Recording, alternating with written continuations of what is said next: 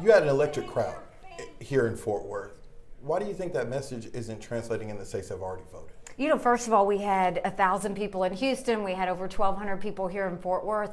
People are excited. This isn't an anti-Trump vote. This is a pro-America vote. These are people who just want to see normal again. They're worried about their kids. They're worried about whether they're going to be able to get a job or make ends meet or ever be able to buy a home. And so we're trying to say, look, we don't have to have the chaos that we have right now. There can be a better way forward. But in order to do that, we need a new generational leader. And if you look in the early states, Donald Trump did not get 40% of the vote.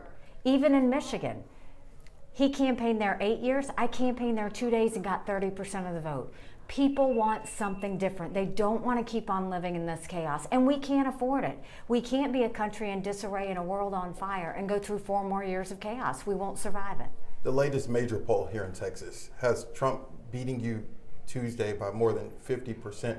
What needs to happen to shave in that number? Well, people need to get out and vote. You know, what we saw is when we went into New Hampshire, they said we were down by 35 points and we got 43% of the vote. You never know what's going to happen on election day. What we always tell people is in a general election, you're given a choice. In a primary, you make your choice. America is better than 2 80-year-old candidates. When we could have someone for 8 years, day and night, doing the hard work to get us real solutions for the American people with no negativity and no baggage, just real results. You've been asked this multiple times this week. You've been asked this multiple times today.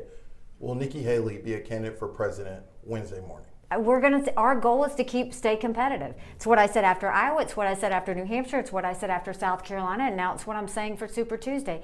It's about being competitive. When 70% of Americans say they don't want Donald Trump or Joe Biden, we need to listen to that. If I were to get out of the race now, it would be the longest general election race in history.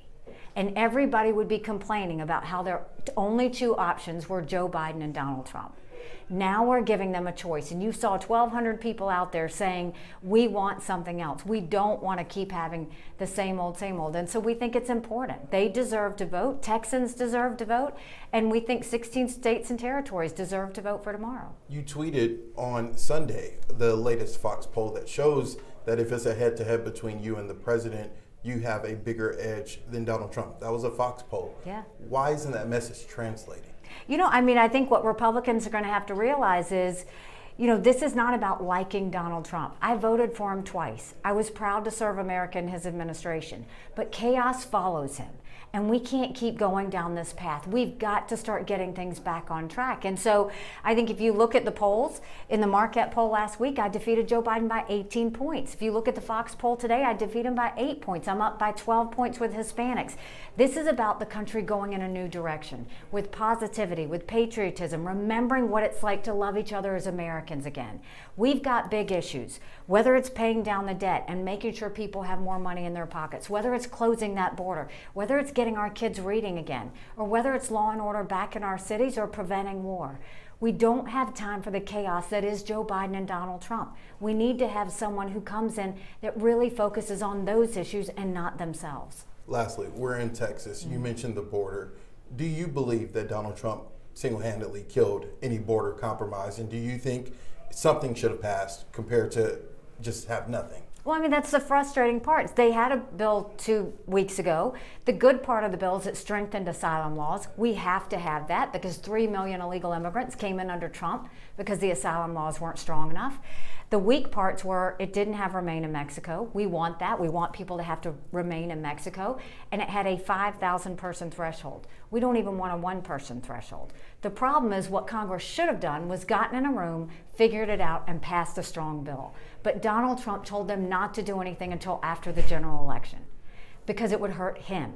We can't wait 1 more day to secure that border. This is not about him. This is about the American people. And that's what keeps happening. Everything Donald Trump touches ends up in chaos. And we've got to start getting things done. It can't always be about him.